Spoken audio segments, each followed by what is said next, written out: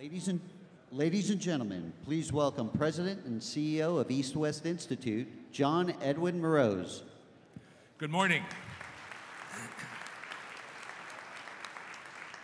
Good morning. We're going to really make an effort to keep on time. That means speakers won't speak too long. You'll be in your seats and ready to go when it's time, and we'll move this through at cyber speed. We have a lot to do. Welcome on behalf of the East West Institute, Board of Directors, and the Institute family worldwide. I'd like to welcome all of you to the Worldwide Cybersecurity Summit. Last night, many of us were together for a very interesting evening where we brought together people from the general public and you as the specialist policy and technical experts to talk about awareness and education in cybersecurity. Today we move to the next step. We come together as policy and technical communities for this private-public sector, what we're building as a private-public sector initiative. And we have here, as you know, I think now 40 nations who have come to be with us for this event and participation. Most of our work will be done in smaller groups. I think all of you agree that we're coming here not just to listen, but to talk, to exchange, to hear, to understand, and to move the ball down the field. But before we do that, we need to be a knowledge leader in the next 2 days, and we need to be an action leader. The knowledge leader will be to figure out what is the ball, what are those balls that we do need to move down the field. This is a very complicated field. We use terms which we all mean very differently. We have a lot of very basic work to do to begin to move if we're truly going to have ideas of how international cooperation can actually become effective and be put into place. Then after we do the thought of what balls do we want to move down the field, we want to do action. We're calling your groups breakthrough groups, not working groups, not meeting groups, but your breakthrough groups. Those of you that are in any of those particular sector-specific groups who do not come through with a breakthrough, you failed. And you'll go home feeling very badly. So we really are serious. This is about action. This is not the last time we're going to meet. Next May, we'll meet in London. But between now and London, there's a lot to do. And whether we're successful or we're failures, is this another meeting, another blah, blah meeting, or is this really driving action, will really hinge on what you do in those breakthrough groups. So this is really a moment to move together. This is the style for 30 years of the East West Institute. We pride ourselves of having built trust in the East and the West, and of being able to bring the two sides together for what is truly one of the most important issues for global stability, for economic stability, for security, and for our daily well-being of everybody on this planet. So we have a big job. We have a big job to do. And I think as we evidenced from last night, the initial introductions by our experts last night and Bob Schieffer, and by the way, I'd like to thank all of them again for a wonderful, wonderful evening last night that they shared with us. But now it's time to move forward. I would just simply, before I introduce our co-partner, I'd like to mention that the East West Institute is very proud of the technical co-sponsorship it has with the IEEE. As you know, you all know what the IEEE is. We did our first, we cut our teeth together on the maritime undersea cable, and I think all of you know a major study called Ragucci, the resilience of the undersea maritime cable system, is something that we're very proud. We've been talking to major governments at high levels. We've been working about how do we move this ball down the field, how do we build resilience into the undersea cable system, but not just how do we talk about it, but how do we do it. And that's the kind of spirit that we have with our technical sponsor, IEEE, and we're going to ask Mr. Byung-Lee, who's representing them, and the president of the Communications Society, to speak in 1 minute. Before he speaks, I'd like to thank very much our major sponsors for this event, obviously AT&T, Dell, Huawei, Aiken Gump, the Perot Group, Deloitte, and Knightsbridge Group, and all of our sector sponsors and all of the sponsors that have helped to make this possible. We have a very specific mission ahead of us, and I hope you will take it as seriously as the rest of us do, that the real job will be breakthrough groups. I was asked earlier this morning, what happens if my breakthrough group doesn't come up with a breakthrough idea? Well, the penalty is that the East West Institute then will make no effort to follow up on your ideas. If your breakthrough group has good ideas and you actually have things that we all agree are important to move, we make a commitment to you now at the start of the summit that we will do everything we can to partner with whoever we need to partner with to get the job done.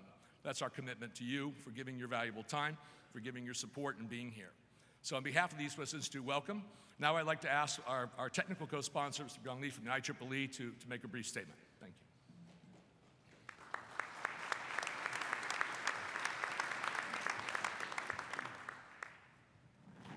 Thank you, John. I'm Byung-Gi Lee, President of IEEE Communication Society. It's my great honor and privilege to make this welcoming address at the first Worldwide Cybersecurity Summit. I was amazed at the great leadership of EWI, East-West Institute, and the President, CEO, John Bros. On behalf of the technical community that builds and sustains cyberspace, and as one who has been involved in government side of these matters, I find this Cybersecurity Summit to be a remarkable and important gathering. We have this week an unusual opportunity for the technical and policy communities from around the world to come to discuss the most perplexing issue of our time, and I think we can make a difference. Too often, policies are not keeping pace with the advances of technology. Indeed, there are mounting international policy problems that complicate cyberspace and expose us to unwanted risks, to our children, to privacy, financial stability, and our nation's security. I encourage my technical colleagues from around the world to seize this opportunity to help solve these problems. IEEE Communication Society is very pleased to technically co-sponsor this Cyberspace Summit.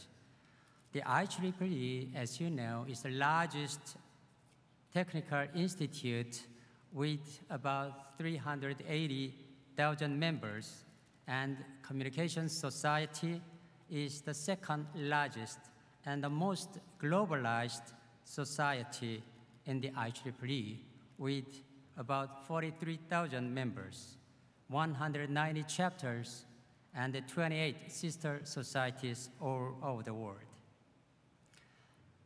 Communication Society takes it an important mission to stimulate development of communications technologies on one side, and to ensure provision of secure communication services on the other side.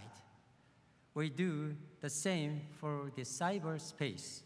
We build internet technology and sustain internet cybersecurity. If I make a brief note as a former commissioner of Korea Communications Commission, or KCC, which is Korean counterpart of FCC of the US, of Korea, chairing the G20 this year,